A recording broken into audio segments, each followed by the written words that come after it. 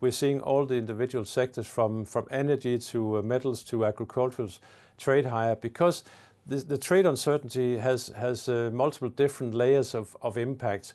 If we see the metal market, then it's obviously the need for safe havens, but it's also the need to perhaps hoard commodities closer to where you are using them, because of the global trade relations seems to be breaking down somewhat. So that's adding a broad spectrum of support. Then we have something like energy, where there's some where the US clearly would like to see lower prices, but that could have a negative impact on production. So that's also creating some friction. We have the agricultural market, where US is a major exporter of corn and soybeans to China. Could that be impacted by China's countermeasures against the US once the tariffs are being introduced on imports into US from China? So we're seeing this uncertainty play its part across the board. If we look at the energy transition, you can call it decarbonization, but I'll just call it the electrification of the world. That is an ongoing process that in the coming years will increase demand for power around the world. So electricity will be key. And what does electricity need? They need first and foremost to be transferred, and that is required. For that to happen, we need copper, we need aluminium, but we also need the power to be produced.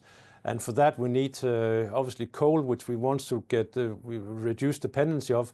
But that leaves us with natural gas, and we're seeing increased demand for gas in the coming years. So gas, especially US gas prices, because they are historically very cheap. US gas prices, aluminium, copper, and some of the battery metals will all benefit from this transition. So these trends are going to stay with us. If you look into the future in terms of agricultural pricing, it's mostly the supply side the market will be focused on and worried about, because the demand side for food commodities is relatively stable. We know how many people, how many mouths around the world that needs to be fed. We know how big the herd that needs to be fed, animal feed is as well. But what we don't know is the impact that climate change will have on supply and production around the world. And then obviously adding to that also tariffs and their potential impact on supply between countries. So with that in mind, in the coming years, demand is obviously dependent overall on the level of growth, but then ultimately supply is the key one.